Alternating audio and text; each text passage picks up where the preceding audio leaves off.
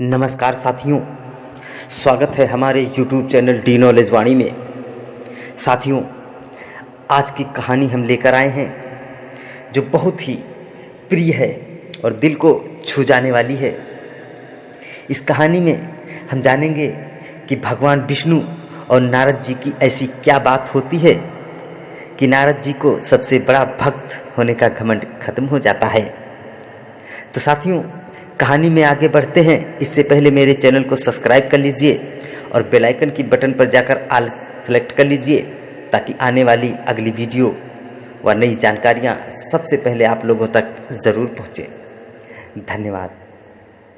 साथियों, एक बार नारद जी ने भगवान विष्णु से पूछा, हे भगवान, आपका इस समय सबसे प्रिय भक्त कौन है? अब भगवान विष्णु तो भगवान थे, छठ से समझ गए अपने भगत नारद मुनि की बात और मुस्कुराकर बोले, मेरा सबसे प्रिय भक्त उस गांव का एक किसान है। यह सुनकर नारद मुनि जी थोड़ा निराश हुए और फिर से एक प्रश्न किया, हे भगवान, आपका सबसे बड़ा भक्त तो मैं हूं, तो फिर सबसे प्रिय क्यों नहीं? भगवान ने नारद मुनि जी से कहा, इसका जवाब तो तुम खुद ही दोगे। जाओ, एक दिन उसके घर रहो और फिर सारी बात मुझे बताना। नारद मुनि जी सुबह सवेरे उस किसान के घर पहुंच गए।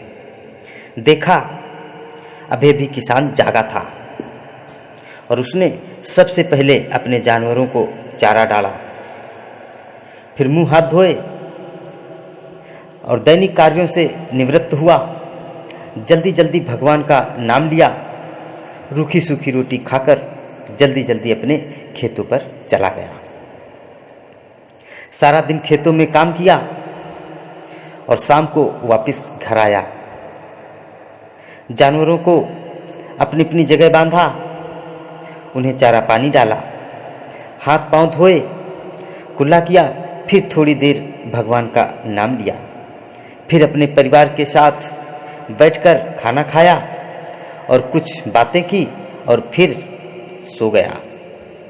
अब सारा दिन यह सब देखकर नारद मुनि जी वापस भगवान विष्णु के पास आए और बोले, भगवान, मैं आज सारा दिन उस किसान के संग रहा, लेकिन वो तो ढंग से आपका नाम भी नहीं ले सकता।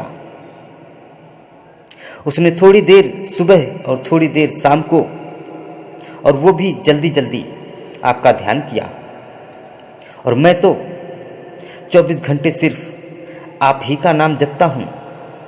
क्या अब भी आपका सबसे प्रिय भक्त वो गरीब किसान ही है? भगवान विष्णु ने नारद जी की बात सुनकर कहा, अब इसका जवाब भी तुम खुद ही मुझे देना। और भगवान विष्णु जी ने एक कलश अमृत से भरा नारद जी को दिया और बोले, इस कलश को ले जाकर तुम तीनों लोकों की परिक्रमा करके आओ, लेकिन ध्यान रहे, अगर एक भी बूंद अमृत की नीचे गिरी तो तुम्हारी सारी भक्ति और पुण्य नष्ट हो जाएंगे।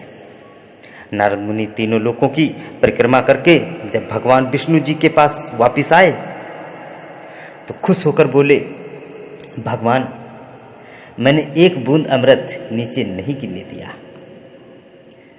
विष्णु भगवान ने पूछा, और उस दौरान तुमने मेरा नाम कितनी बार लिया, मेरा स्मरण कितनी बार किया? तो नारद बोले, अरे भगवान, मेरा तो सारा ध्यान इस अमृत कलश पर था, फिर आपका ध्यान कैसे करता?